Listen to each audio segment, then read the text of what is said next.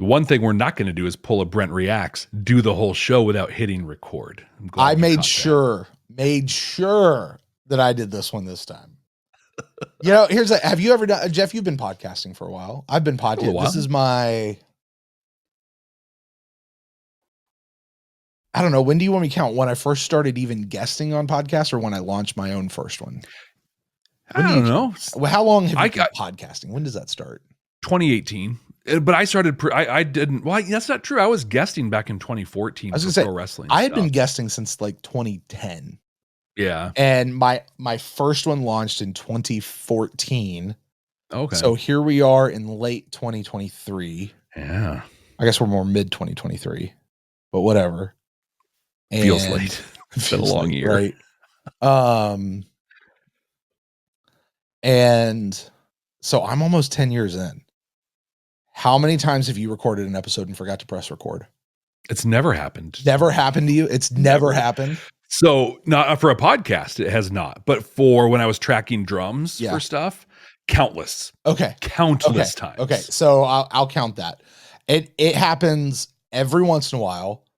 And it usually only has to, I would say it happens once per show.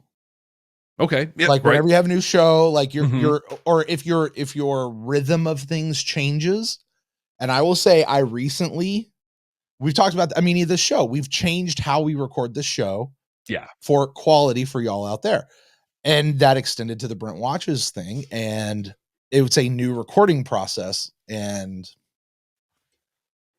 yeah, but I promise you, it's not going to happen again. You know? Yeah.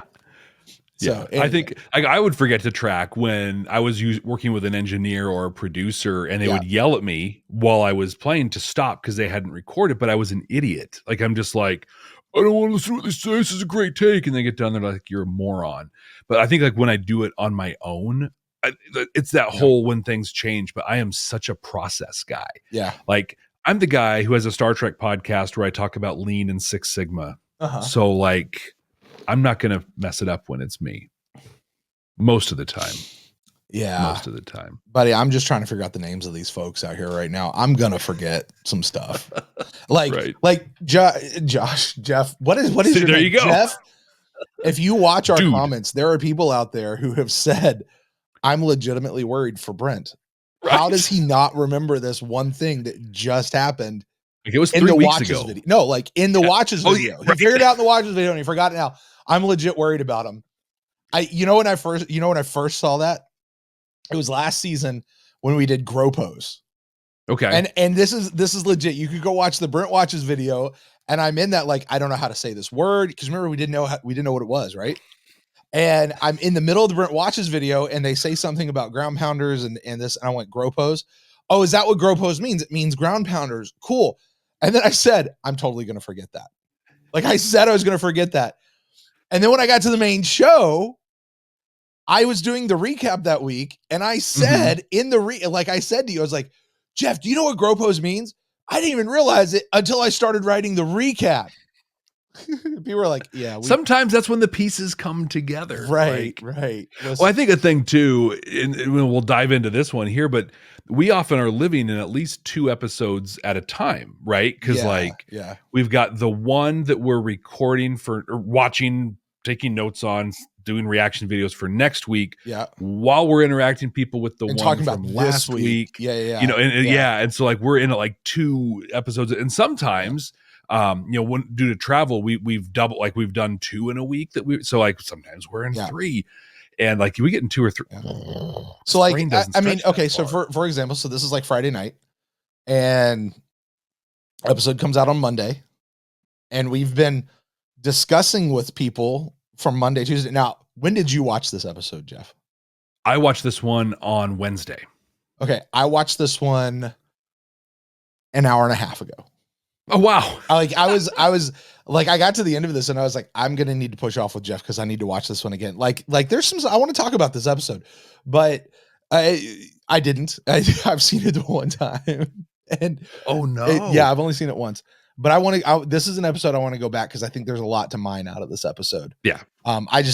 My week collapsed on me. But so it's been 4 days since the last episode released. And you're right. This whole week has been mostly about that episode and getting ready. You know, because I had to as soon as we're done here, I've got to edit and all that kind of stuff, you know. So it's and this whole week, so like I watch it Wednesday because generally our episode comes out Monday. I try to interact Monday, Tuesday on YouTube. I'm sorry, is this Friday or is this Thursday? Today? Yes, today's Friday. Today's Friday. Okay, you're gonna be okay, man. I'm worried about Brent. He's something. Right? Yeah, you got it. Yeah, because I watched it Wednesday and then I watched it again today because I like to watch it once and let it sit for a day if I can, you know, and then go in and start diving in. Hey, I do too, but what I like to do. Sometimes you just can't, you know. Exactly.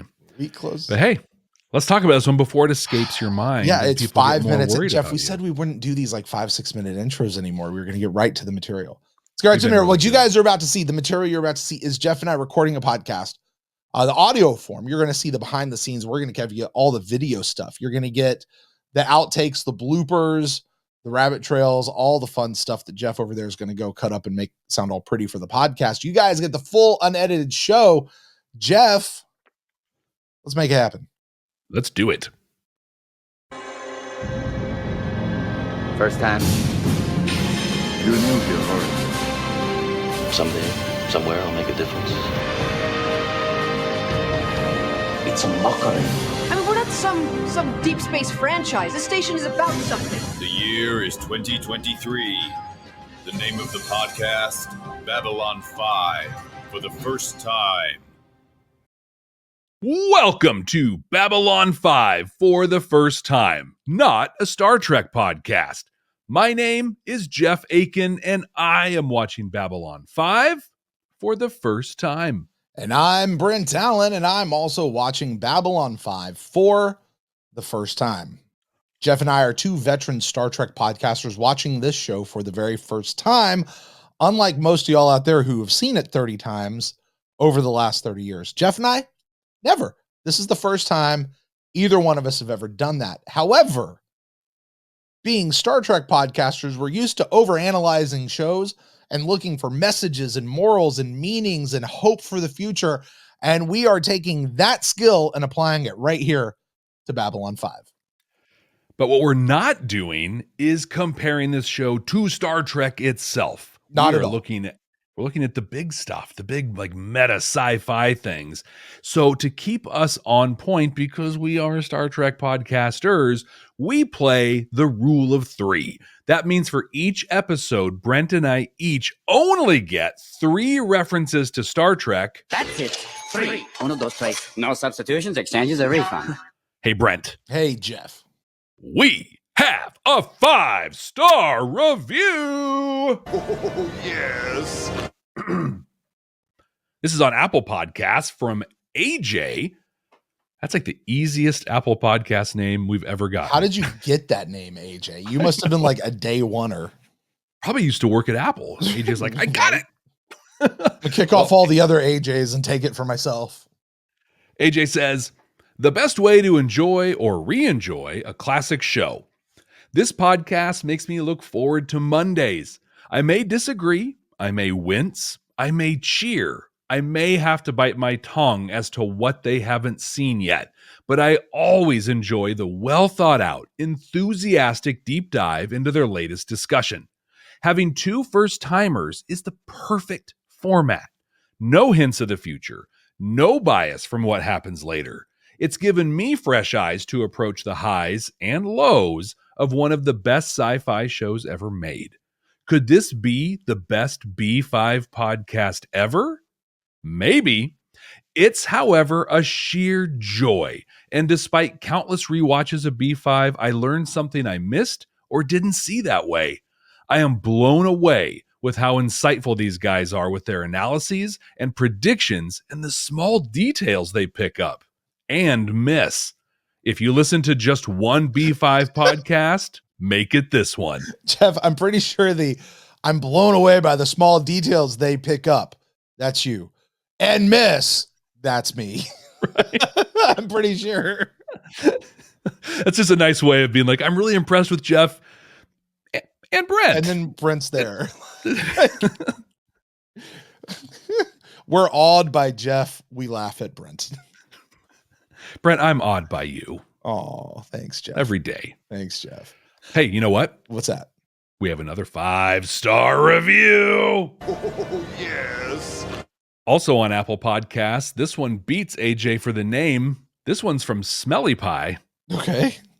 Just going to let that sit for a second.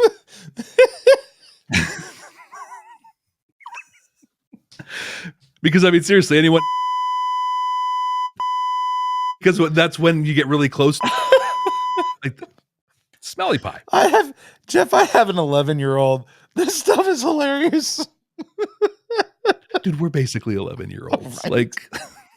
I say it all the time, like, you guys have no idea what 13-year-old Brent is doing right now. Literally crying. My right wife now. often looks at me, she's like, what is wrong with you? I'm like, I am doing everything I can just to keep 13-year-old me in control right now. Please let me be. I need to do my thing. Right. Well, Smelly Pie says... Jeff, please remember, this is a family-friendly show. It is. I judiciously use the censor button right there. I know what I'm doing. I don't care how old you are. Fart jokes are funny. Go ahead. Smelly Pie says... You can't say it straight. I can't. Okay. I can do this. Smelly Pie says, enthusiastic pair. Love this. Well.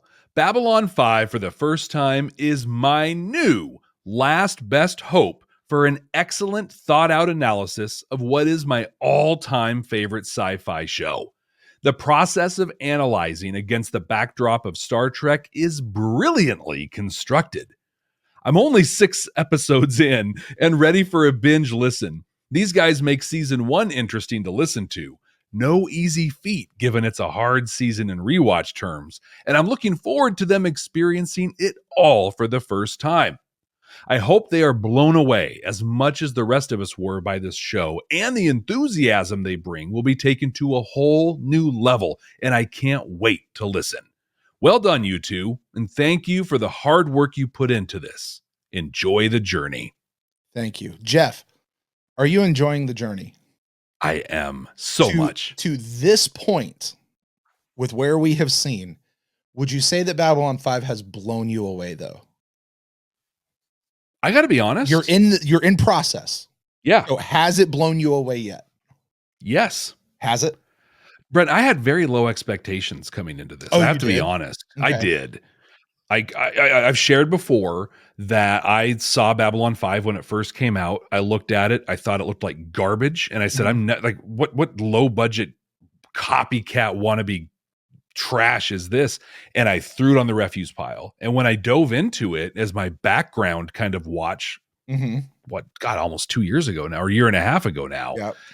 It was literally, I'm going to watch this in the background because then I can check the box and say I watched it. It's not going to be good. I think it has, based on that, it's kind of blown me away. What about you? It has not. No, but I came in with pretty high expectations because of what I've heard about Babylon 5 from other people that I respect. You know what I mean? Like I've expected this show to be good.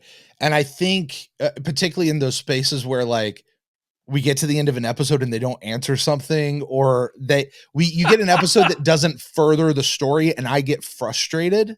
Mm-hmm. It's because it's not that I expect everything to be wrapped up in a neat little bow. No. I've heard what this is and I want to get to that. And if you're wasting my time by not giving me that, it pisses me off because I want to get there. But I will say I am in process of being blown away, but I'm not there. Like I don't, because I don't know where it's going yet. I have an idea. I'm excited to get there. You know, like I would say the fuse is getting really close, you know, but I'm not yet blown away. I think it's interesting just because like our biases coming in, like our expectations really set that difference. But I think for me too, like I think part of what blows me away with this is just the fact that like they got away with it. You know what I mean? Yeah. Like in 94, 5, 6 is what we're watching. They put something like this on TV and it kept showing. Mhm. That's honestly mind blowing. And for all the troubles we've heard about Babylon 5 with P10 and how the markets wouldn't even play it and all of that sort of stuff. I mean, really, it sounded very similar to the troubles that Star Trek Enterprise went through when it was on air, you know. And we saw what happened with Enterprise got canceled too soon, right when it was good. You know? Yeah. But the fact that this show has managed to stay around and do what it needs to do, I mean, good on that. But let me ask you this one more question and we'll move on. Okay. Think of all the season ones of sci-fi, particularly 90s sci-fi. You and I came into it saying, hey, just remember these first couple seasons aren't very good, but you know that it turns on towards the end of the second season, somewhere in the middle of the third season, right? Like that's the how it works. The MO, right? Mhm. Right. But when you think of sci-fi first seasons, where does this one rank? Does it rank relatively high for you, or is it what do you think? It's hard. The time placement of this is hard for me because right after Babylon 5, stuff started getting kind of good. And I want to say good, I'll say kind of good in its first season. I'm thinking specifically about like Firefly, you know, that came out about the point we're watching now, maybe a little bit later, where like it only got part of a first season and it was epic. It was so good. Does that, but then what came before this, right? Star Trek: The Next Generation, garbage first season. That's not fair. Deep Space Nine, garbage first season, second season, a lot of the third season, you know. And I think we said it in the wrap up, and I think I stick with it now that this is, I will say, one of the best first season sci-fis that I've had, at least like through like the mid-ish 90s. I'd say. I mean, Voyager's certainly wasn't their best season. No. You know, I wouldn't say that it was garbage, but it wasn't their best season. It was the best first season of Star Trek, not counting the original series, to date. Like of the new, like the Berman era Star Trek, Voyager had the best first season. Yeah. And I mean, Enterprise's first season wasn't stellar, but it wasn't great either. It wasn't bad. Yeah. Yeah. Had some good stuff. Especially in retrospect, people didn't want to let it be what it was. But I mean, even I think of some of the new sci-fi that's out right now. I don't know. We get some really good first season. A lot of times they get like first good seasons and then it dies off. Well, now the thing is, like, you know, I'm a music guy, and what I love about bands in the 70s especially is like their first record is usually pretty darn good, you know, because it's stuff they've been working on for a really long time. Then they get their second record and it's like, oh, this kind of sucks. And then you hear them grow and develop as a band, and it's awesome. That journey is great to go on. But now, and this really happened in the 90s for music, but if your first record, your first release, your first single isn't a hit, you're dead. You're gone. You don't get a chance to grow. And TV has gotten to that point now. You have to have a banger of a first season or you're gone. Even if you left on a cliffhanger and people were really engaged and really into it, doesn't matter. You're gone. And it's happened to far too many great, you know, I think about shows like the OA that some people might know. And a couple others that like ended right when it SGU. Really? Yeah. You don't know what that is. You don't even know what that is. But SGU. Isn't that Universe? Stargate Universe? Is that? Yeah. I know a little. Ended on a cliffhanger at the end of second season. And they just canceled it in the middle of the offseason. You're like, well, what happened? Well, you never get to know. Yeah. So, yeah. Thank you, AJ. Was this with AJ? That one. This last one was from Smelly Pie. Oh, Smelly Pie. Thanks, Smelly Pie. Thanks.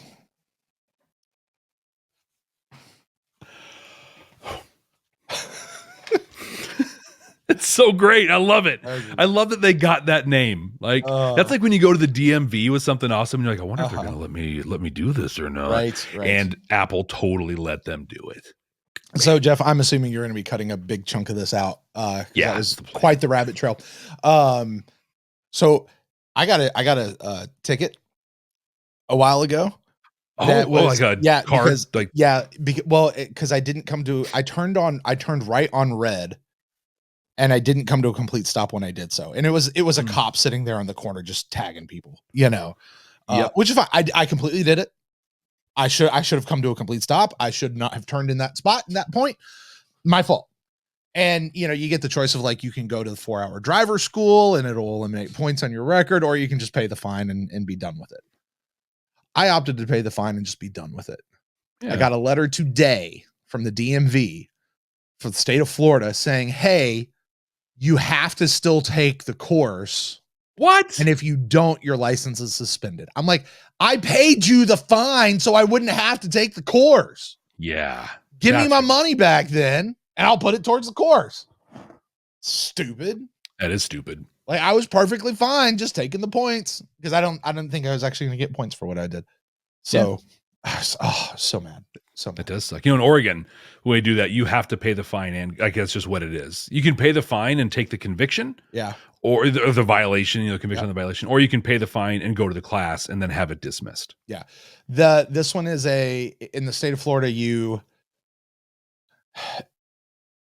well, I'm not sure what it was this time. Yeah, they've changed the rules. It used to be you had to pay the court cost, and then you had to pay the fine, or you pay the court cost and the fine is dismissed, and you just got to go to class. Go to the class. Yeah. And court cost is like $75, $100, something like that, and then the rest of it's the fine.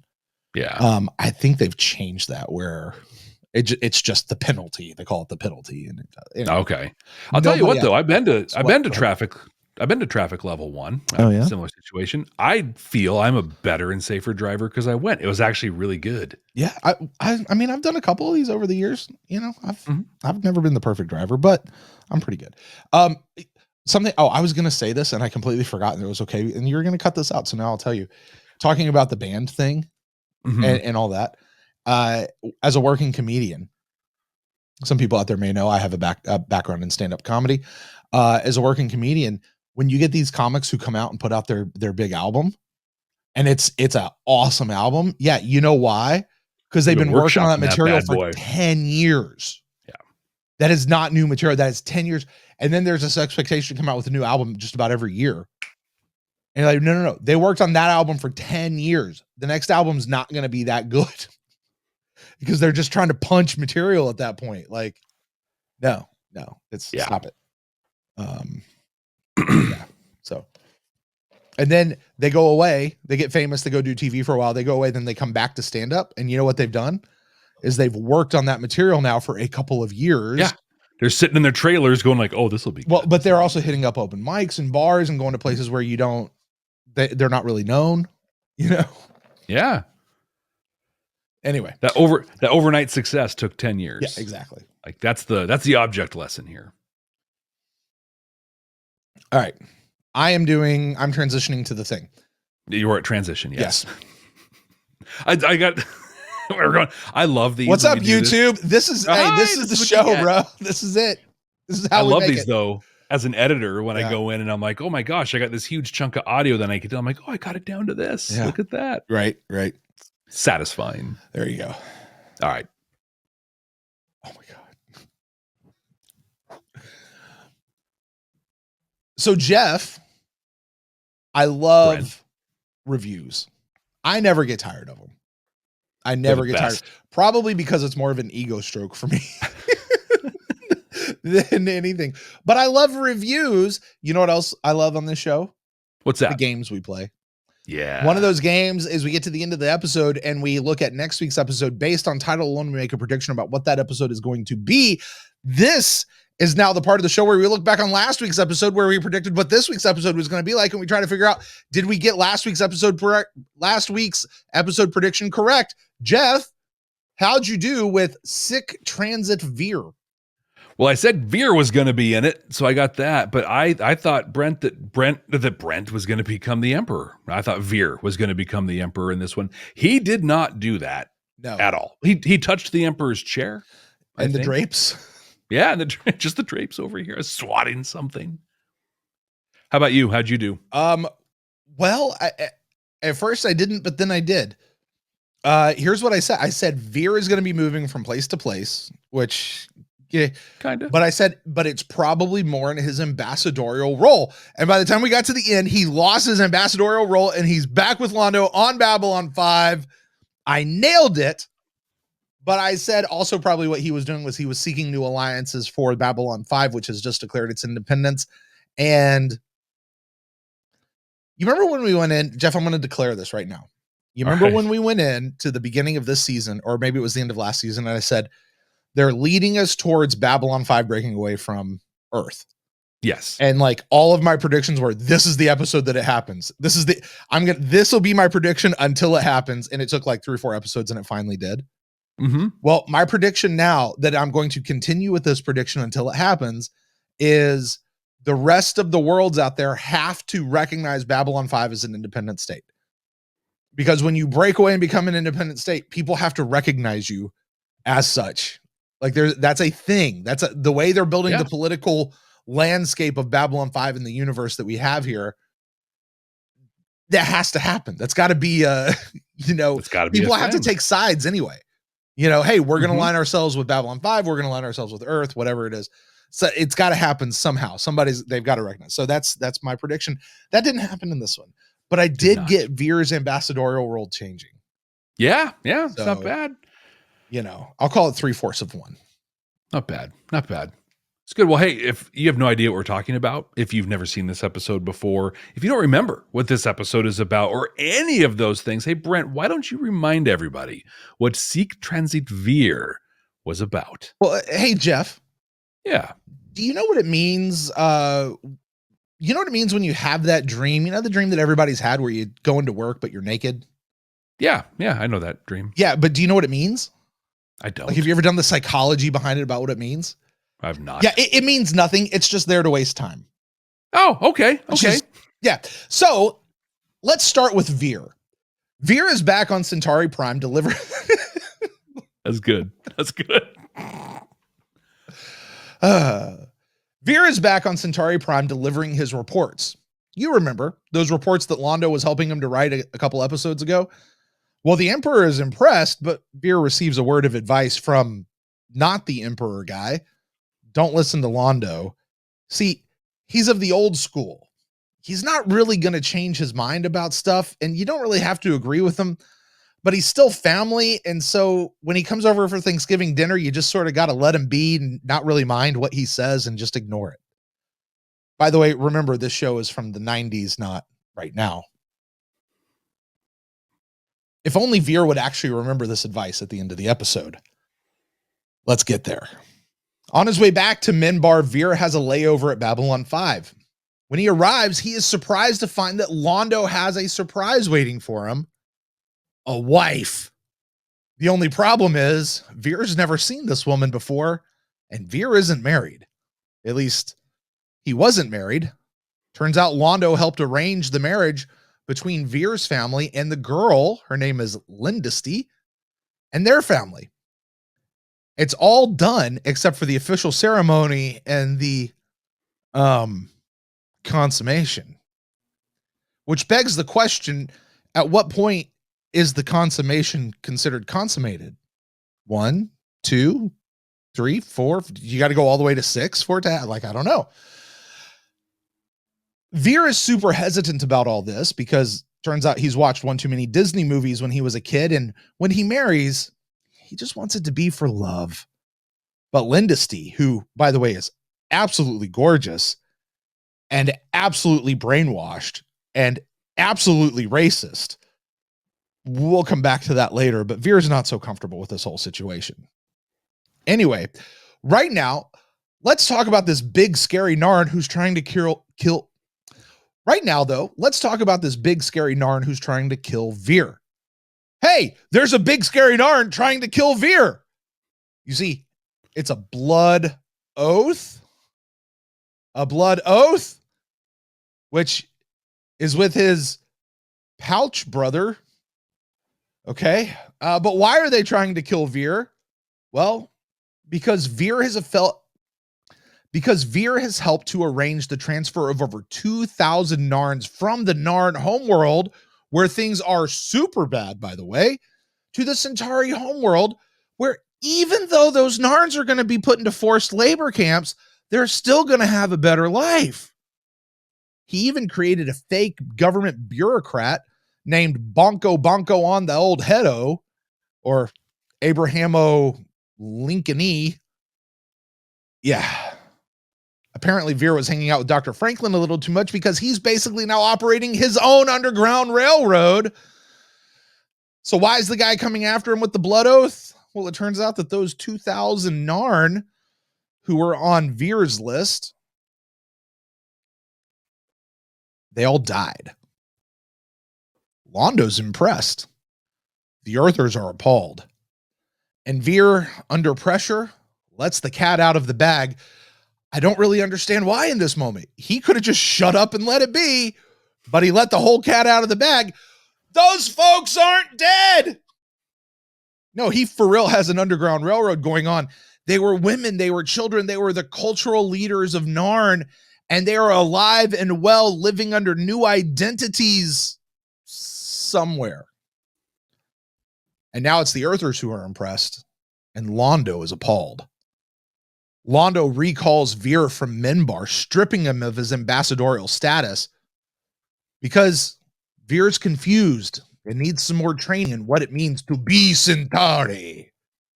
Londo has had to call in lots of favors to cover the whole thing up, and they're never going to talk about it again. But hey, this isn't the first time this has happened. No, the last Centauri ambassador to Minbar, he also got all mixed up. So we're just going to blame it on that. Veer's marriage to Lindesty is being postponed until Veer can be corrected. But the real question is, will Lindesty ever be corrected? Because she reveals in this episode all of her racism and all of her bigotry, which is super deep rooted into the recesses of her mind. But still amazingly, in that moment, before they say goodbye, Veer still has hope for her. Unfortunately, Veer doesn't stand up to Londo, and he does go along with all of this.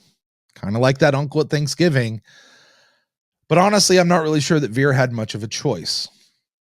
The one good thing, though, to come out of this episode is no one really knows about that fake bureaucrat that Veer created. You know, Lincoln. He's still active in the system. And Ivanova decides to double down and create a full Facebook profile for this guy. Because after all, that's a resource that they could use to help the Narn later on. So Sheridan, completely signing off on this and giving his permission to use his image as the profile pic, grants Ivanova the official title, Sneak in Residence. Jeff, what do you think of this episode? Sic Transit Veer. God, I wanted to love this episode. I wanted so badly to love this thing. Yeah. Veer is actively trying to make things right. Like he's putting his money where his mouth is. Uh-huh. We got more stuff on Centauri culture, you know, like the marriage stuff. And we got to see Centauri Prime again.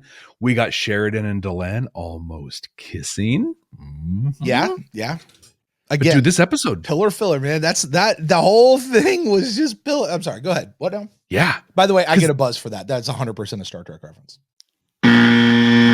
But this episode was a mess. It was a complete mess, right? So there's the scene with Veer walking into a room full of Narns right after a joke about a bunch of Narns locked in a room that just kind of went nowhere. Uh-huh. Then there's the Narn laying on the ground, all tied up, and Lindesty giving him the knife that just kind of nothing happens with.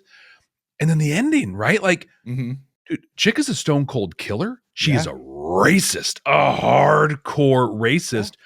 But, you know, she kisses Veer, so it's all kind of sort of okay. I think this episode was meant to like start setting Veer up as an independent thinker and a decision maker, putting his stuff into action. But at the end of this, like it was a 2 steps forward, 3 steps back. Like, oh, look at Veer. He's a real boy. He's a real man helping people out. He's and it's like, no, boy. He is. He's a real middle school boy who like loses his marbles the moment some pretty girl pays attention to him. I think this episode really missed the mark, and I think it missed it. I think it missed it by a lot. Wow. This was, What about you? What did you think of this? I am very much on the opposite side of the table from you on this one. Really? I am. I quite liked this episode. I laughed a lot through this episode. There were so many little moments, and if you can make me laugh, I'm generally going to like the episode. This was not a comedic episode. This was a heavy episode. Now, I really wanted to be able to watch this episode. I would have liked to have watched this episode 1 or 2 more times before tonight. Mm-hmm. I just ran out of time, didn't have the ability to do it, and that's okay. Do you remember my other podcast, Beam Me Up, a Star Trek podcast? There was an episode out of Deep Space Nine. It was the episode Duet at the end of season 1, where I was like, "This is awesome. This is a great episode." And my first time watcher, because that was set up as a first time watch deal, and he comes in and he's like, "Yeah, it's okay." And it was through that process that I was like, I think you just have to watch this. You need to understand this in light of the whole show. And you've got to watch it a few more times. And the more you watch it, the more you come to appreciate this just amazing show with great acting and all of this kind of stuff. I see that for this episode. Yeah. Off of the first watch. Like, I see being able to go into this episode and this episode being hugely important. And the performance that I think Stephen First gives in this episode is phenomenal. The performance that the girl who played Lindisty gave is wooden and is almost emotionless and is robotic and is wonderful for what that character is supposed to be. As this brainwashed, this is what my mom and dad have told me my whole life. And so therefore this is what I believe in. I've never had it questioned before in my life. What Londo went through, from the bug situation to how he was so impressed with Veer for just a moment, and then he completely turned on Veer, and how he drops the hammer on Veer in the middle of it was so...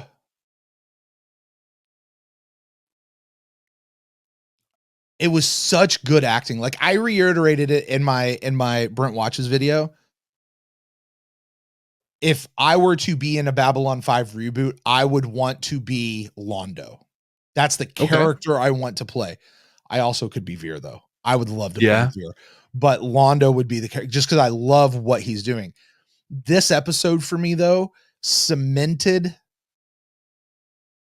Londo as a villain to me. More so than anything else. Like, more so than the grand macro stuff. Londo had a moment. He had a choice where he could have looked the other way. He could have understood the wrong he's done. He could have done something for his own redemption here, right? And he chose not to. He doubled down on his own racism and doubled down on his own bigotry and forced Veer into this. Yeah. Now, Jeff, I don't know about you. I grew up in the 90s in the South, which was a place where as a teenager, racism was one of those things that was gross and disgusting, but we all had that grandfather. We had that uncle. You had an older brother who, that's just kind of how they were. And you know what? It's gross and it's disgusting, but you're not going to do anything about it. They're too steeped in it. And they're going to die soon. Yeah. And then we're going to be here. And unfortunately, 30 years later, we see that actually wasn't the right attitude to have either, but that's what we had at the time, because kind of like Veer, I'm not really sure what you could have actually done, but there's so much to this. And because I knew I was doing deltas, I was really watching for that Star Trek message. And I think I've just given away a lot of it. But I think there's so much of that in here. Was this a quality episode as an episode of TV? I think I said this might be more of a laundry episode type thing to me. Like, I watch this when it comes on. I'm not skipping this episode. I don't hate this episode. Is this a banger? Is this a top 5 episode? I don't know. But I think I see what this episode is doing, and I see the respect that I have for that episode, and that makes me like this episode a lot. Yeah. Right now. You know, I agree with a lot of what you said. I think the acting in this was awesome. I think it was amazing to a person. Even the pretty ridiculous Sheridan and Ivanova stuff was great.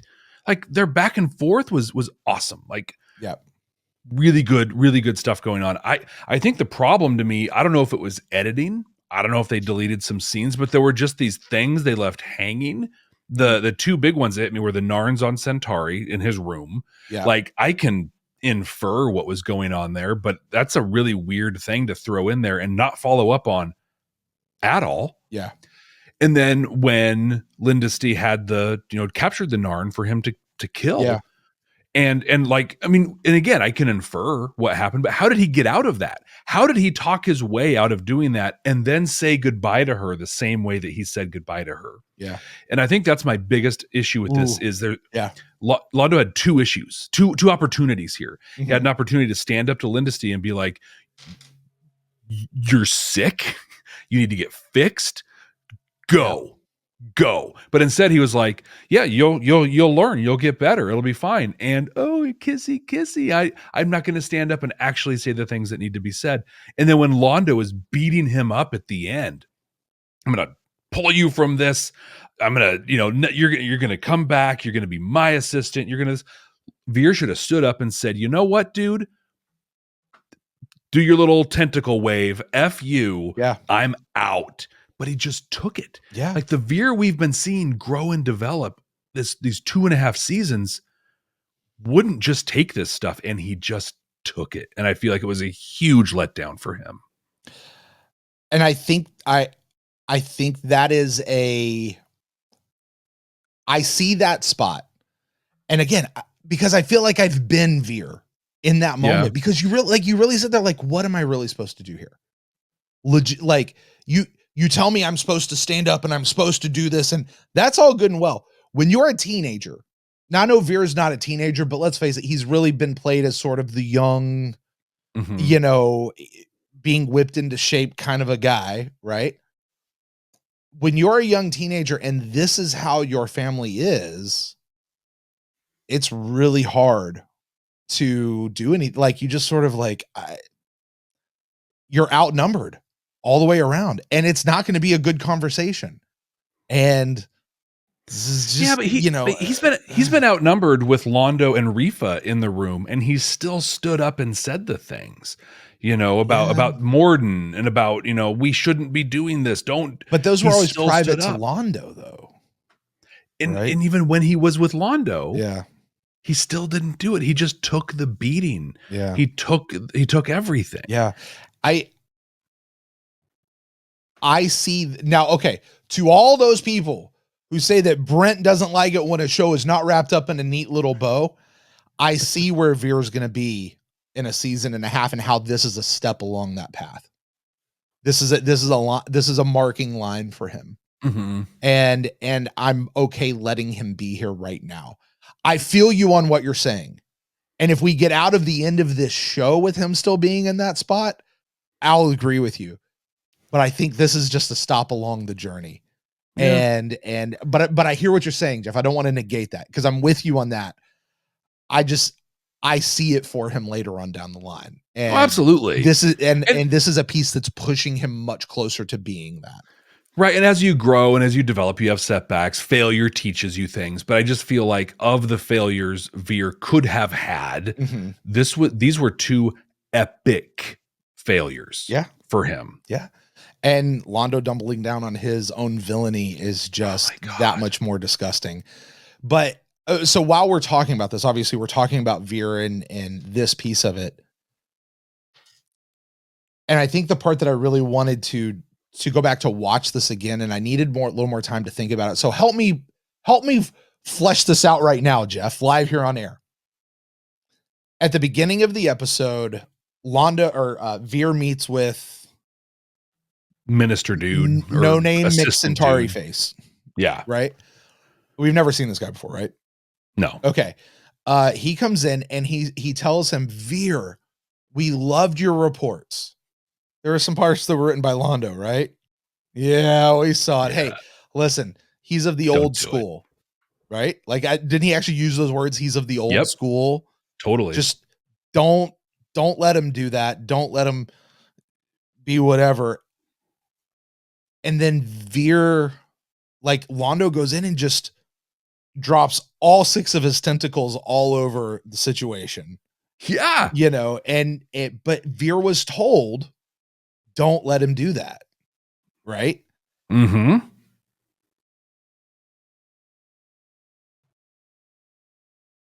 What does that say about how Londo is viewed on Centauri Prime with the current administration that's there? I think we know. I mean, I think we saw that in Dust to Dust when Jakar was in his mind, and they basically were like, you're a joke, dude, so you're going to go take this. And then Rifa has been playing him like a fiddle the whole time. Londo is a joke, period, to his peers. And I think he doesn't get that about himself yet, does he? No.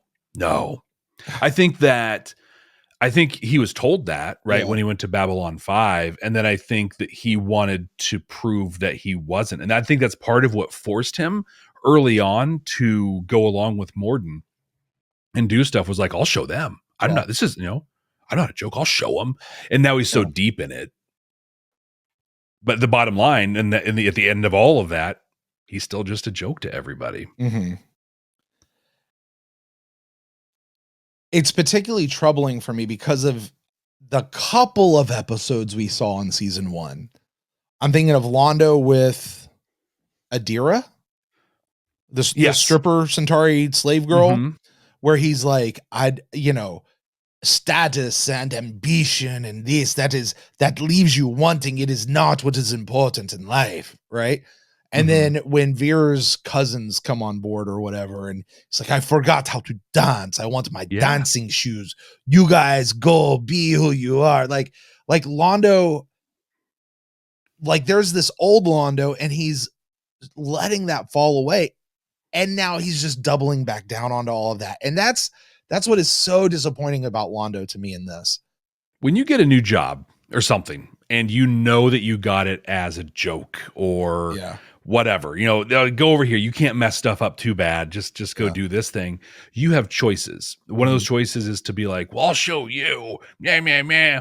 Another joke is to be like, you know what? Fine. There's no pressure on me. So I'm going to lean into that. I'm going to have a good time. I'm on this station with a bar and gambling and stuff. I'm just going to live it up. And I think that's where Londo was in season 1, was just like, fine, I'll do my job. I'll take it when I need to. I'll show up and take it serious, but I'm a joke. So I'm just going to enjoy life as much as I can. But then when Morden came and he dangled that power in front of him, that opportunity to prove everyone wrong, he bit hook, line, and sinker. And now he doesn't think he can let go of it. Yeah. Well, and he doesn't want the shadows to do it for him. He wants to do it himself. And he also recognizes the sheer, and we've seen that Londo recognizes how wrong it is for this to go as far as it has gone. But yet he also subscribes to so much of that as well. Like, we'll abuse them, just not that much. Not to the point of obliteration, although they should be obliterated. Like, right, exactly. Yeah, we'll treat them well. I mean, we'll just re-educate them. We'll put them to work. Also, we will, make sure they all die. The faster, the better.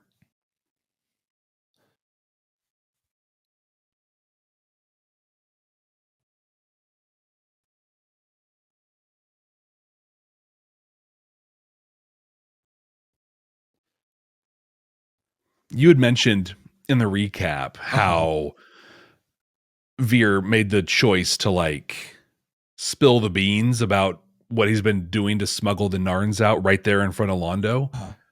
But to rewind that a little bit, who did Ivanova think she was? Dumping all that out in front of both Londo and Veer. Like, Ivanova set a lot of this up. Like, that should have been a one-on-one conversation with Veer and then a one-on-one conversation with Londo and then bringing people together. But she just pulled everybody in. It was just like, hey, Londo, guess what your dude's been doing this whole time? Yeah. When actually he wasn't doing that. And just bad. Yeah, it was, well, especially where she had already had that conversation in private with Veer of like, hey, what's going on? This is coming out of your office. oh, you're smuggling these guys into forced labor camps. And he's like, yeah, but it's better in forced labor rather than over there. And Veer's still trying to maintain his cover. Yep. He wants to keep the railroad running. Trying to keep it going.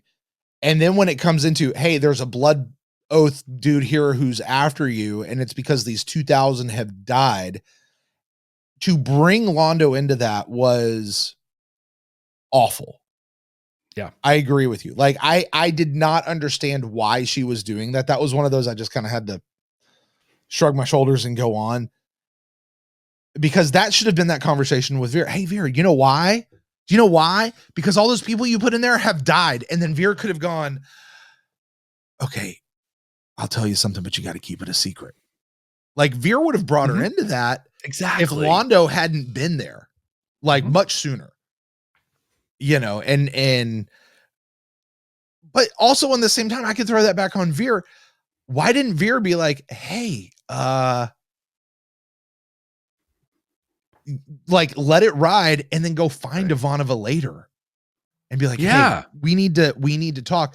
Oh, and not that Veer knows that this is going on the station, but hey, we bring somebody else into this coalition that we have forming, that Jakar's now on. And now you have a new Centauri representative on the coalition. Yeah. Right. I don't understand why it had to go down the way it did, but it was all, you're right. It's because this was happening in front of Londo. You know, and Veer's still learning. Veer's definitely, it's a game. Yeah. And he's learning how to play the game. But I think both he and Ivanova knew better. You know, I can almost see Ivanova, but he knew better than to, in front of Londo, do a full confession. Right. That was certainly not his finest moment. Right. Yeah. But let me ask you, at what point did you figure out that Veer was Oscar Schindler? I think that as soon as they said Abrahamo Lincoln or whatever, I was like, oh, that's Veer. That's Veer. Yeah. Like, yeah. And that's when I did the math on the Narns that were in his room on Centauri Prime. I'm like, oh, they weren't waiting to whatever he was going to. That's part of his smuggle operation. Okay, I get it now. Yeah, he's getting them off of, I guess, Centauri Prime. Yeah, he's getting them out. You know, because think, how stupid Veer is playing. It's so much better in the labor camps than it is on Narn. And people on Centauri would just rather see the Narn suffer. So I'm actually doing a good thing by bringing them to the labor camps where they have housing and food and, you know, and healthcare.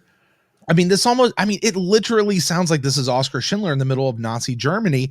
And then you got Chickie coming in, Lindesty, who is like a robot parroting what her government and her family and her upbringing and her culture have told her.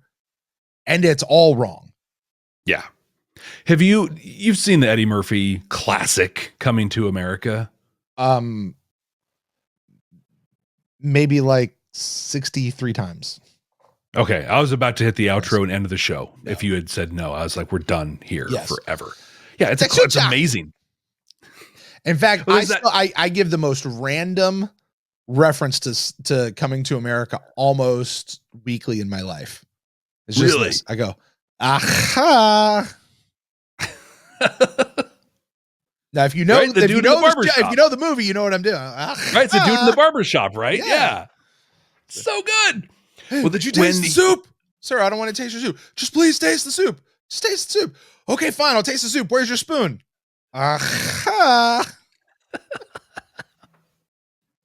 When he's in Zamunda and he meets his arranged wife. Yes. And he's like, so what music do you like? I like what you like. What food do you like? I like what that was Lindesty. Yeah. Like she was raised to be the wife of some important person and then continue on the genocide of Narns with that high powered person. Yeah. I literally was thinking of that exact same reference with the wives in Zamunda. Yeah. But I was also thinking, like, I was listening to what she was saying. Jeff, the most important podcast episode, singularly important podcast episode I have ever done We should probably link this in our show notes. Yeah. And I'm sorry, I Great don't mean to pimp my other podcast. I will pimp your other podcast then on this one. It's Beam Me Up, a Star Trek podcast, Far Beyond the Stars, right, from Deep Space Nine. Such a great episode, and I'll let you talk about it, but you had a guest on for that one, which isn't part of your format, but you brought someone on. One thing I loved about it is the only episode that we had a guest come on for the entire run. A thing I loved for you and Matt when you did that podcast was you had an agreement that if there was something on the show that talked about a thing you had not experienced, an addiction, a mental health, a race thing, or whatever, you hadn't experienced it, you wouldn't speak to it. Right. So how do you talk about Far Beyond the Stars? You bring in someone who's experienced that, and that's exactly what you did. Yeah, and we brought in my friend Jessica, who is a Black female, and she also works in educating and teaching people about a lot of the issues that our Black brothers and sisters face in America specifically, and the history of what that is. And I was really thinking of her throughout this whole thing. Wow. The Lindesty is, and I want to encourage everybody to please go listen to that, not to listen to me, but listen to Jessica. Yep. And I mean, Matt was here at my house last night, Jeff, my co-host for that other show. He's a good friend of mine. He lives in states away, just like you do. He just happens to be here. He was stopping through overnight. And he and I were talking about this very episode last night. Part of why I didn't get to watch this episode multiple times. Anyway, why did I tell you about Matt? I have no idea. Oh, because even Matt was sitting there saying, like, he had no idea. He was floored and flabbergasted just listening to Jessica. And to discuss this in reference to what happened with Far Beyond the Stars and the way that people are. And one of the things it always jumps out to me is Jessica was talking about something that she had personally experienced the effects of, where she said that, and I forget what the exact stat is, but she said that Black women are X amount times more likely to die in childbirth than white women are. And that is because there is this belief, this long held belief that has actually been in like books or something like that, medical books, that Black women or Black people as a whole don't feel pain the same way that white people do. And they don't have to have anesthesia, and they don't have to have and when they complain about it, you don't really have to listen to it because it's not real. They just don't feel it as bad as everybody else does. Like, that is a legit reason. And she was in a spot when she was giving birth to her son, which I was very close to this because I got a call from her husband, who's an old friend of mine, who said when she was pregnant, and he said, Jessica went into labor. I've got to take her to the hospital. Can I bring my daughter to you? And his daughter came and stayed with us for a week while they were dealing with this. Like, that's, but I say that just to say, I remember watching this whole episode unfold.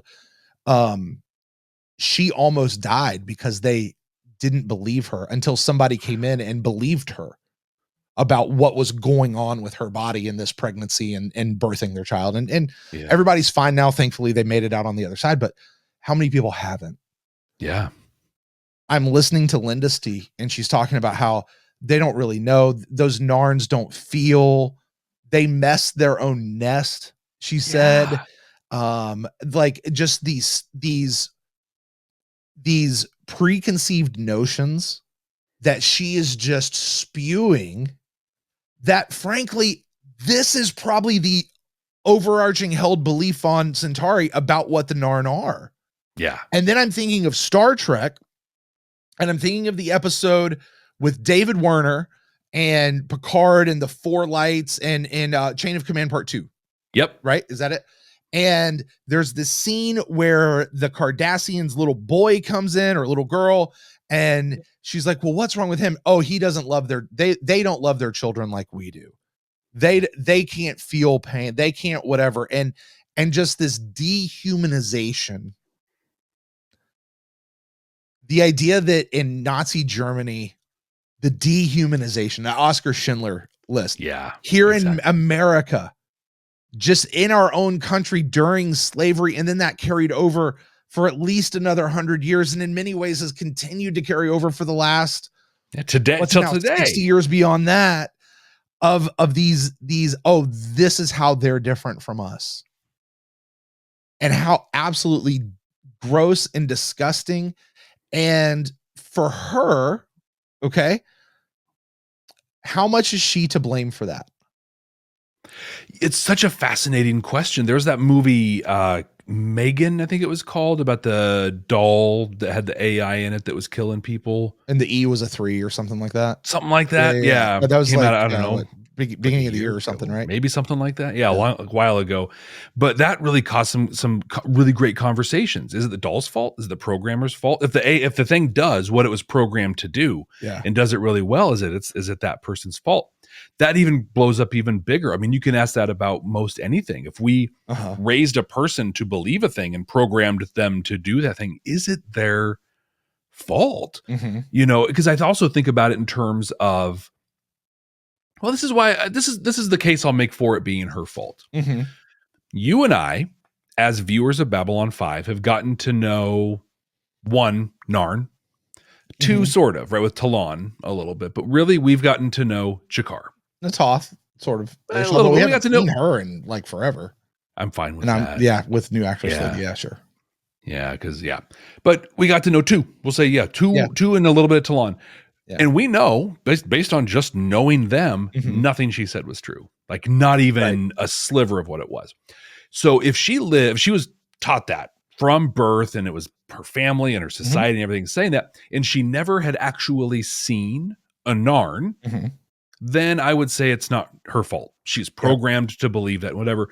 But she has. She's studied them. She's stayed with them. She's gone to their villages to observe them and talk to them and decide how aggressive they are. She's had the opportunities to see them as people and has made a choice as an adult to still believe what she was programmed to believe. We talked about this in an episode a while ago. Delenn said a thing about, or Sheridan said a thing to Delenn about being open to, you know, having your mind changed, essentially. I think it was when they first started seeing the shadow ships and early in season 3. But it's the same thing. You have to be, as an adult, as a person with agency, when you have an opportunity to learn more or see otherwise, and you don't take that, that is your fault.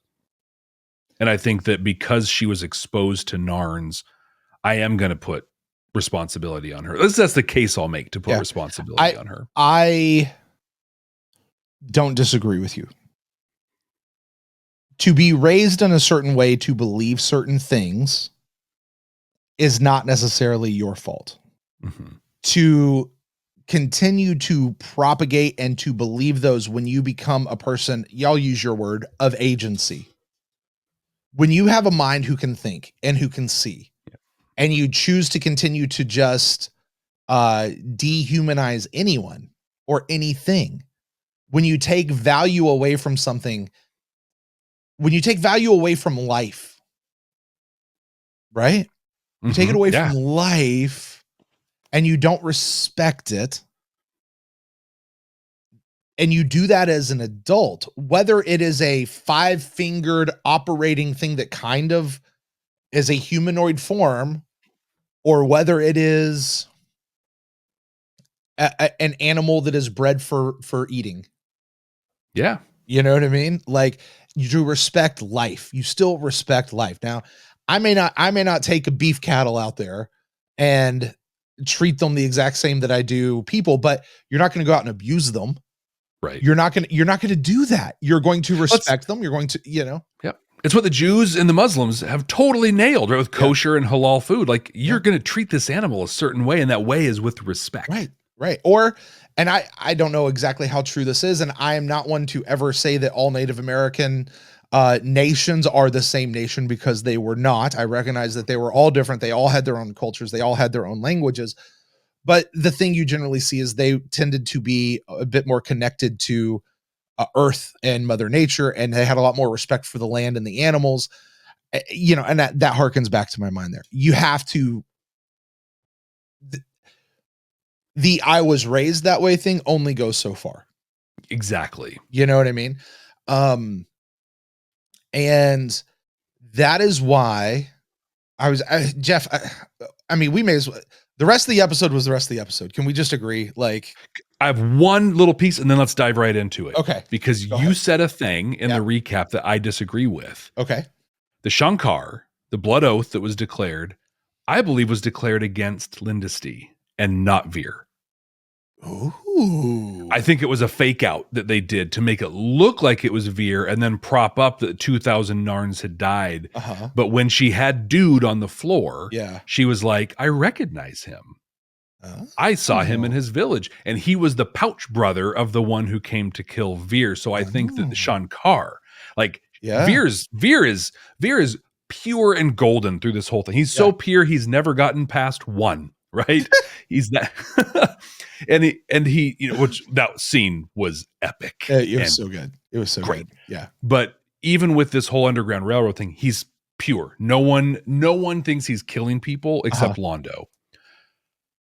Lindesty is the murderer, and she's the one that families are heading after. I just wanted to point out. I like that as a theory. I don't know that you're right.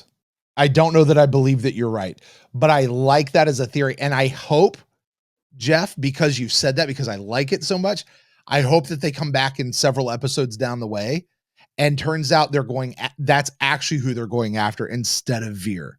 And well, we I'll just tell you what, thought that it was Veer honestly, in this episode. Honestly, I bet if you watch this a second time, like when we get done, go watch this a second time and then just text me. You'll be like, oh, yep, I see it. I see where they actually went after this. Yeah. So yeah. I can get with you on that. Let's get to the Star Trek message. Let's do it. Because I think this is where we are. So we're at that spot.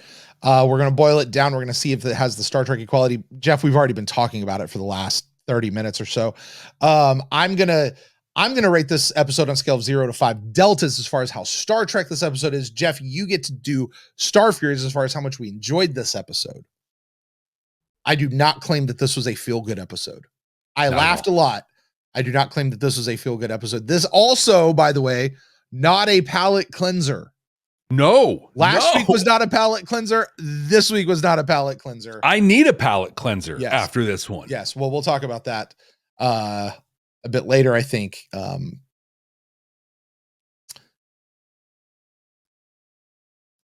Everything we said about Lindesty and how she is responsible for herself. She has at this age. Mm-hmm. She, even in Centauri culture, which arranges marriages, and girls are bred to serve their husbands on some level, not every level, because we saw Londo's wives. Because I'm going to tell you, every single one of those girls were about their own survival and their own comfort, except for maybe Vomit Lady, Timov, yeah, who actually, again, showed her own agency over herself and made decisions that was right for her, and didn't, you know, we need Veer to get a little bit of that Timov attitude. Like, I have no respect for you, and I'm going to stand here and tell you that. Even after everything Lindesty did, she trapped the Norn. She said, "Kill him, do it." She said this, and she looks at him. She's like, we're going to postpone this. We're still good. And I just hope that you get all the help you need, Veer, and that you get your mind right. And Veer is able to still sit there and look at her and go, actually, I really hope you get the help you need. I hold out hope for you. After all of that Veer can look her in the eye and legitimately still have hope for her. Veer looks at Londo after every sentence that comes out of that man's mouth and holds out hope for Londo. True. Right? Veer doesn't hate his entire culture for what they're doing. He holds out hope for them. Veer is the hope. Veer is the last best hope for Centauri. You know what I mean? For the Centauri people, for Centauri Prime, Veer is that hope that not all Centauri are bad, that not all Centauri are jerks, that there are those who are out there who see and understand and are willing to do the right thing. Veer is that example. And rather than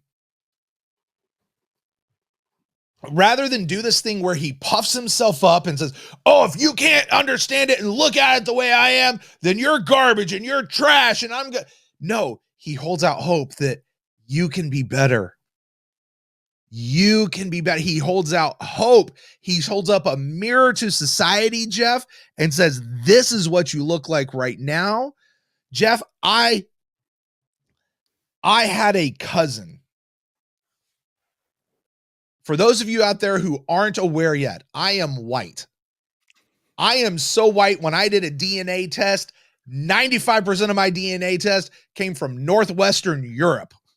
And you're so white that we have viewers and listeners that have charted your sunburns just from the time you've spent in the sun each day. It's true.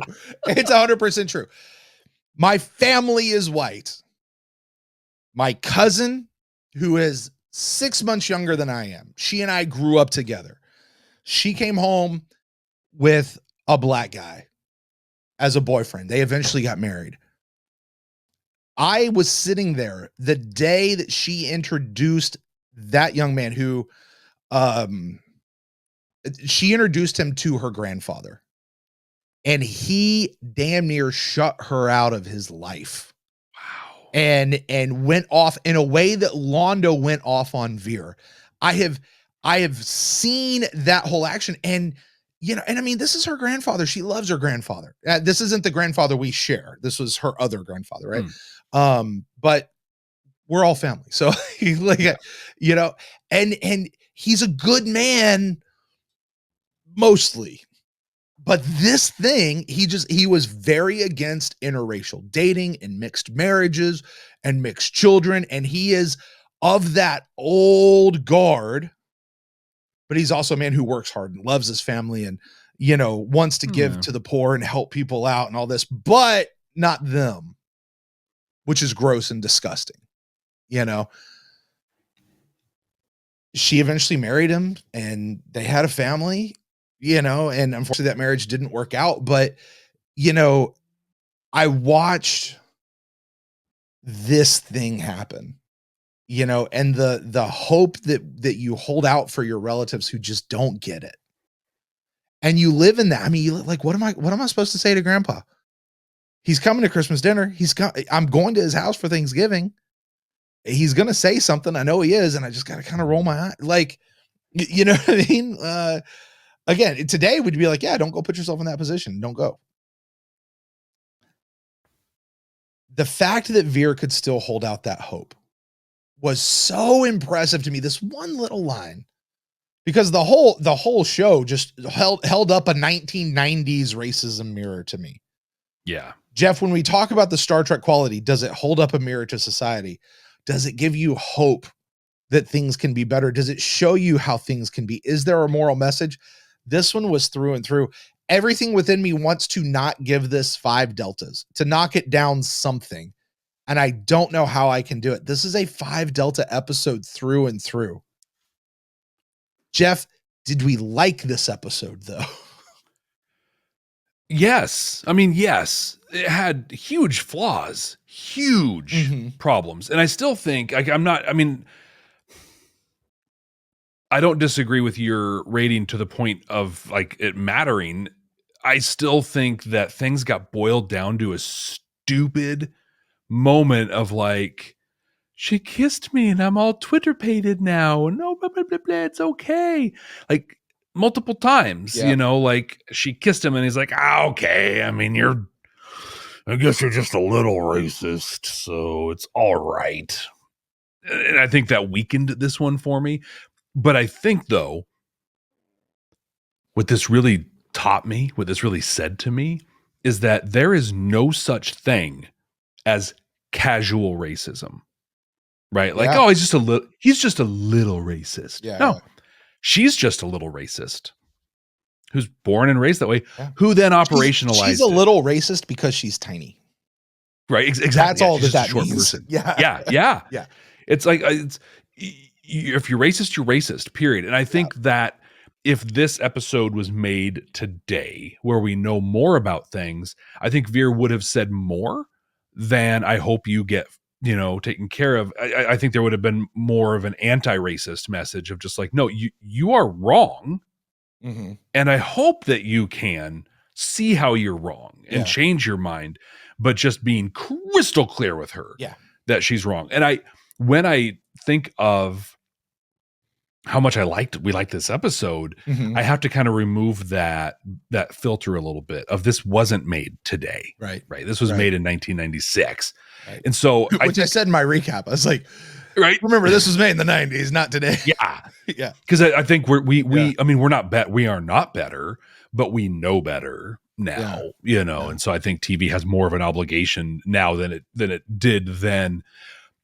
But this does what Babylon 5 does, right? Mm-hmm. What made this Babylon 5 was that the person that they cast for Lindisty was gorgeous, and she was wholesome looking, and she had a naivete and an innocence about her that when you first saw her and when she was presenting herself, you're like, dude, Veer, man, dude, you hit the jackpot. Like, you got somebody who's going to take care of you. She's gorgeous. She's like from a good family within your culture. Yeah. You are totally playing outside of your league and you're being welcomed into the bullpen. And she's going to do everything for you.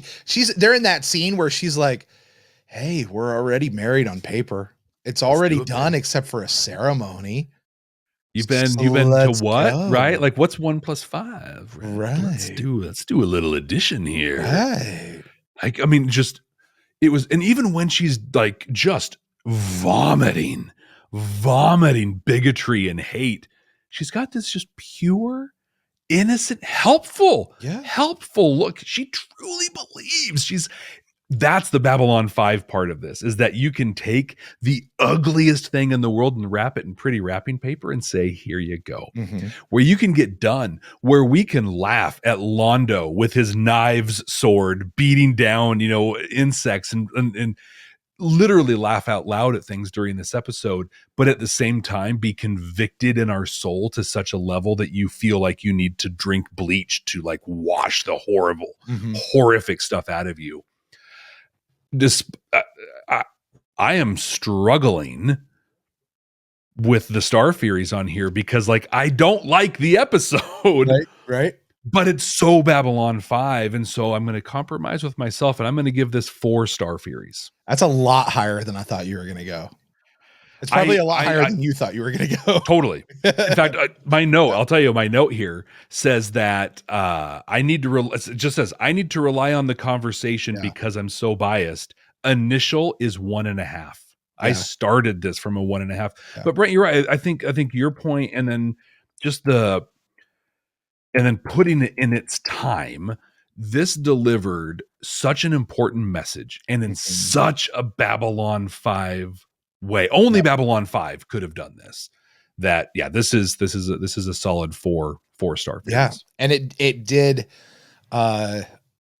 Here's the thing. I could have easily seen a lot of this plot carried over into a Next Generation episode or any episode given it, and that's not what gives it 5 deltas, because we often say there's a lot of Star Trek episodes that aren't very Star Trekky. This does what I think sci-fi should do, which is have that message, hold up that mirror, tell us things about ourselves, but just put it in alien culture so we're not offended by it. Exactly. Yeah. Make it palatable, overly clear what is going on. Jeff, I just want to very clearly and explicitly state something, and I'm 100% sure that I'm speaking for you when I say this, just in case there's any doubt whatsoever.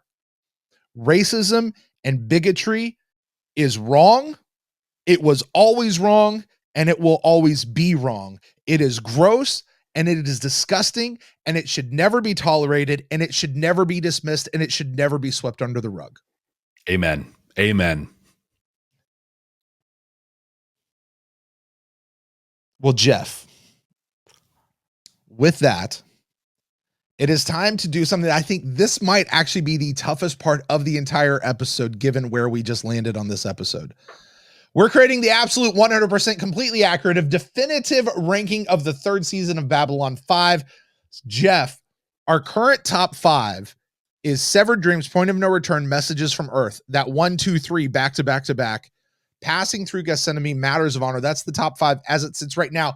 Where do you place Sick Transit Veer? Does it crack the top 5? And if so, where? And if not, where do you put it? This is not a top 5 episode.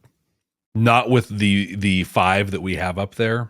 Those are amazing. Those are epic.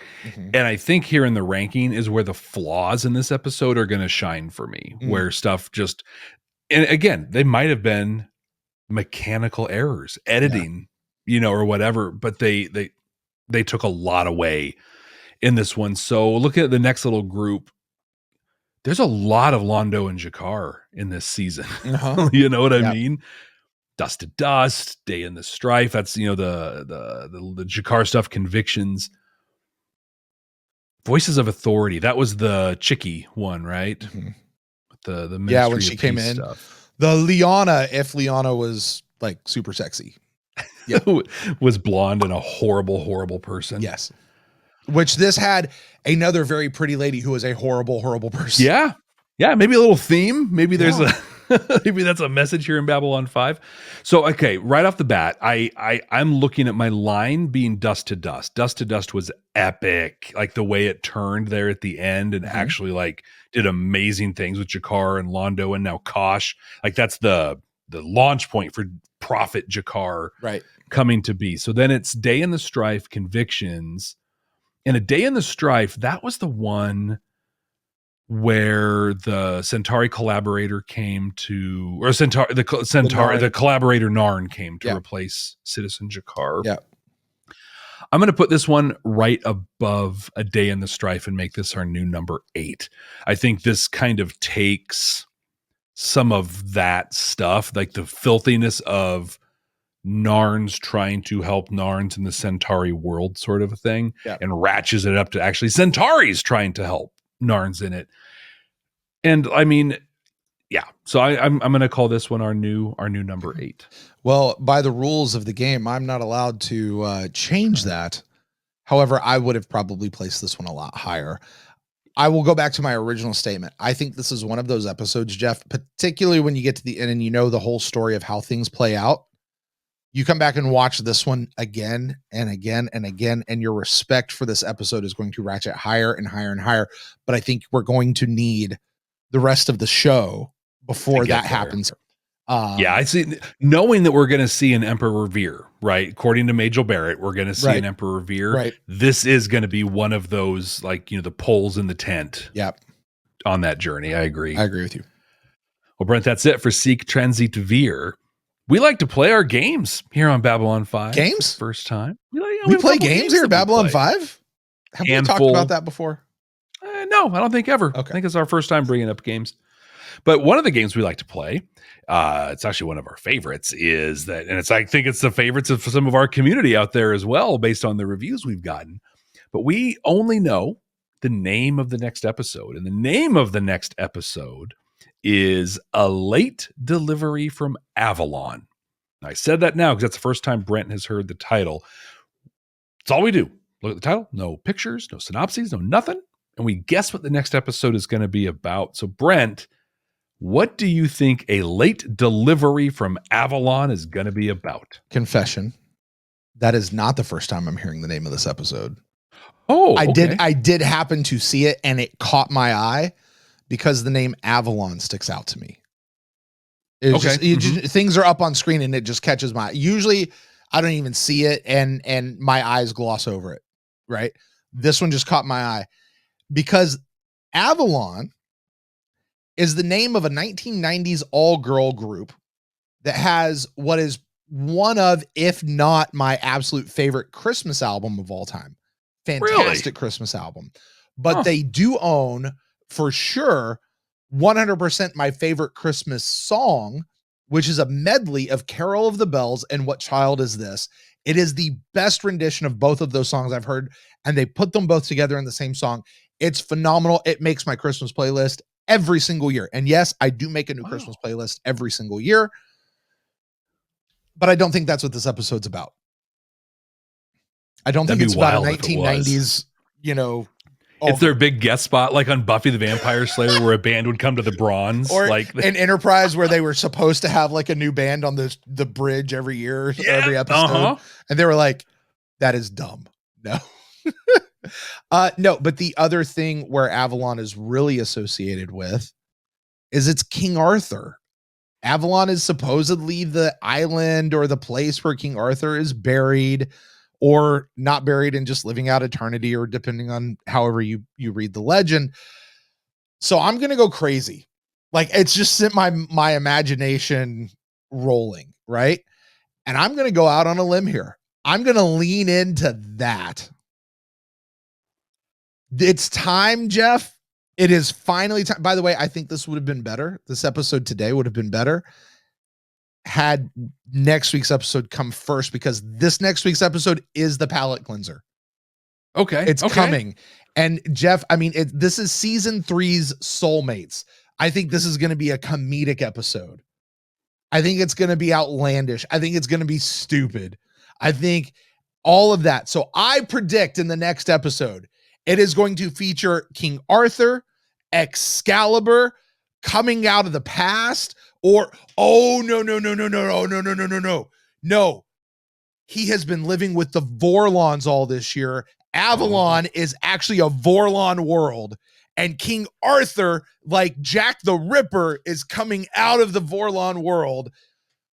And here's where it is. I told you every prediction is going to do this until they make it happen, because this is an outstanding matter that has to happen. This is the situation. King Arthur is going to come. He's going to knight Sheridan, or he's going to do something. He's living with the Vorlons, so they pull insurance. And this will be the one where everybody like says, yes, Babylon 5 is its own state. But it's going to be King Arthur, and it's going to be so ridiculous that we're just going to laugh at it the whole way through and go, this was an awful episode. But it was funny, so let's move on. That's my prediction. Cleanser. Okay.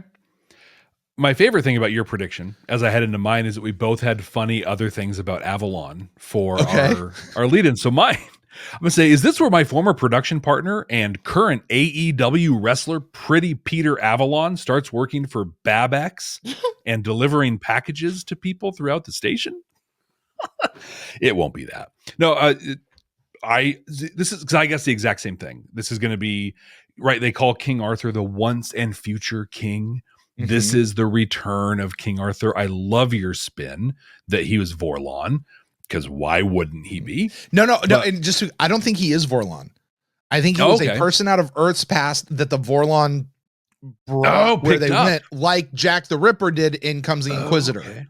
Okay. Right? Like, I think he's another one of those kinds of things. That's my perfect. Guess. Because but maybe he wasn't. Maybe he was Kosh back then. That's where I'm going to differentiate, because I want to because King Arthur. Okay, well, there's that. My differentiation is going to be that King Arthur was a Vorlon, and part of the whole like mystical, whatever thing to come up. And I don't think this one is going to be. I think it will be a throwaway kind of episode, but I don't think they're going to lean into the comedy on this one. I think they're going to try. I think they're going to pull a Grail. Yeah. And make it serious. Are we getting Jinxo? Is he coming back? That would be amazing. Oh, that'd be great. That'd be so cool. That'd be great. I love it. Yeah, I would totally love that. But you know what we're going to do? We're going to find out right here next week what that's all about. Thank you, everyone, so much for joining us. Please subscribe or follow us wherever you're listening or watching us. And if you haven't already, head over to Apple Podcasts, to Good Pods, to Podchaser. Leave us a rating and a review. We'll read it right here on the podcast. So, Brent, until next time. Hey, Jeff. Yeah, Brent. Jeff, we've had a few late night sessions here lately. Have you been sleeping okay? I'm glad you asked, because I've been having some pretty weird dreams lately. Well, we have weird dreams. Like what do you got going on? Oh my gosh. Well, I had this one where I showed up here to record, and I was unprepared. That's not so bad. At least you weren't showing up naked or anything. Yeah. Right. Yeah. Hey, peace, victory, and long life then. This is my first time.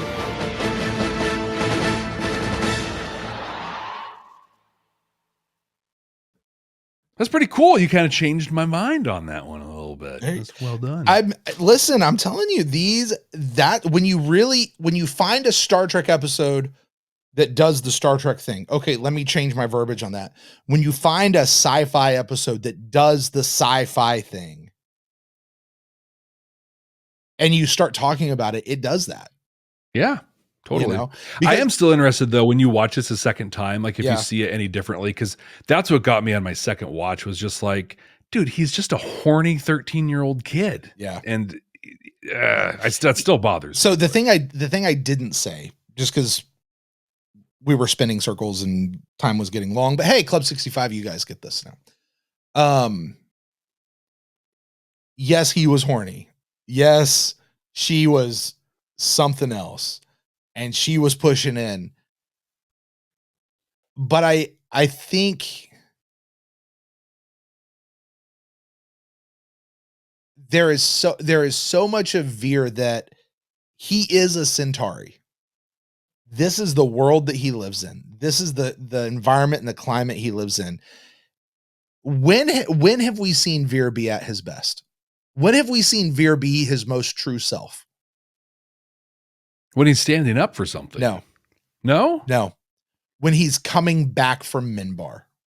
Oh, when he comes off the ship and he's wearing that Minbar cloak and he's just, this is the best thing in the world. When you see him covering up and keeping the charade going for his Schindler's List exploits going on here, that is who Veer is at his best. Mm-hmm. When he has to live and work in the Centauri world, that's when he's not his most confident. That's when he's not who he is. So when he's interacting with her and yeah, she's kissing him and he's doing whatever, he's kind of going along with it because that's just what he does. And yeah, she's really pretty. Like that doesn't hurt. But like what Linda C said is not untrue. Like they are married for all intents and purposes. They're married.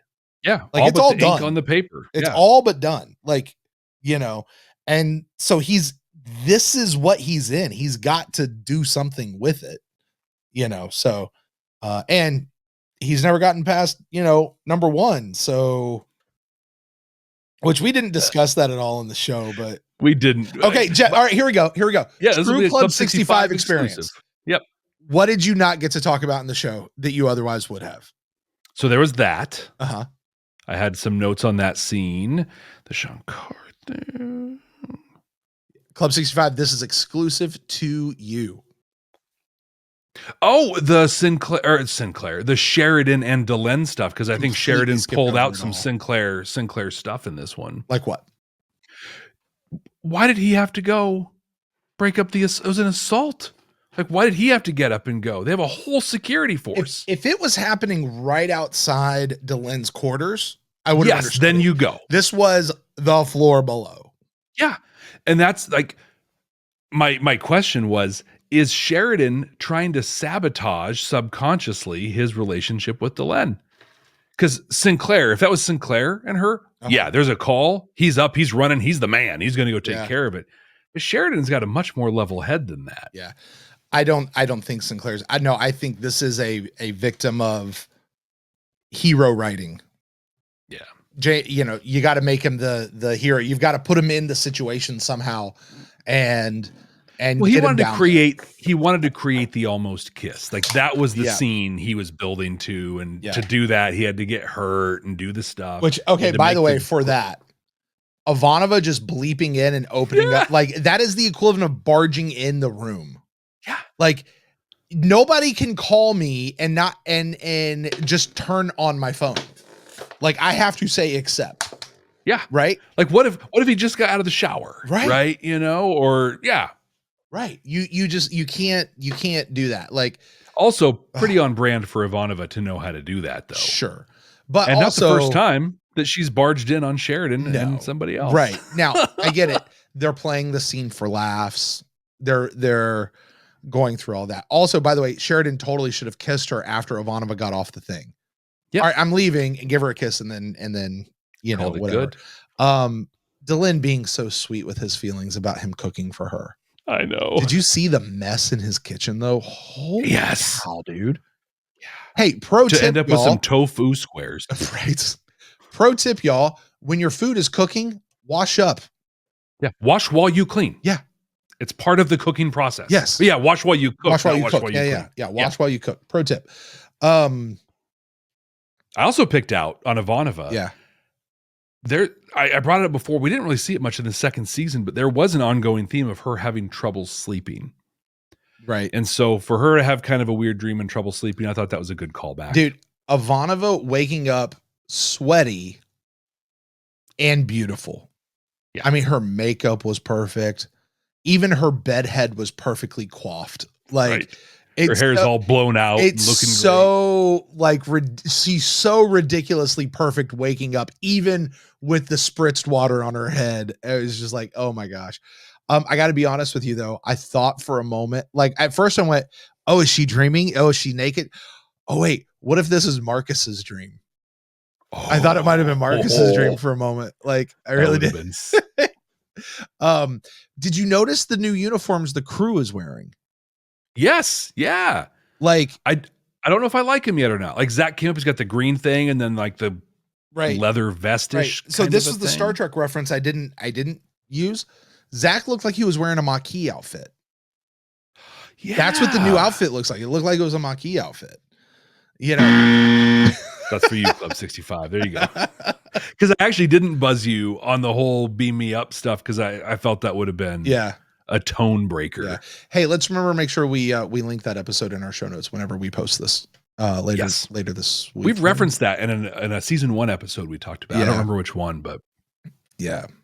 I talked about my show twice in one episode, and I really I try not to do that, but you know, it's fine. It worked. Yeah, it's fine. You know what we know? We know that there are people at this show because they listen to our other shows. I think it's okay for us to talk. And that's in our intro. It is true. Star Trek. I think it's okay. It is true. Bugs on the station. Why do we have bugs on the station? Because they've had to cut down on inspectors. But why are there bugs on the how are the bugs getting off planet onto station and then thriving on station? Because people are bringing fruit. It's like the fruit agriculture check when you cross state lines. I guess. But why are they only staying in one part of his kitchen and not like infesting the whole? when people were in his quarters and the bug like goes flying by behind him and he like watches and he looks and I'm like, you're just standing there while a bug's flying around your deal and like acting like it. Are you really sleeping in these quarters tonight? Right. No, and also, isn't Veer, who is almost to linear levels of service, isn't he like getting up and taking care of that? Right. Because that's what he does. Right. Oh, by the way, last week, something I didn't get to say. Here's a throwback to last week. Did Lanier not prove that he is the baddest ass of almost badasses? Seriously, dude. When he grabbed Marcus and said, don't. Like, when somebody looks, hey, I'm messing with him. I said, don't. Dude, he was hardcore. I was like, we might look like you. We are not you. Yeah. Like, whoa. Right. Like, don't. F around and find out there, pal. I still want the Sidekicks spinoff. I mean, with old Natoth, like Lanier and Veer are just showing us more and more. They need their own show. I need them to have their own show. That's the fanfic that we get. So,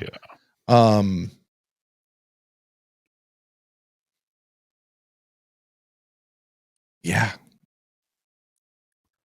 By the way, that picture that this is the last thing I had that I didn't talk about.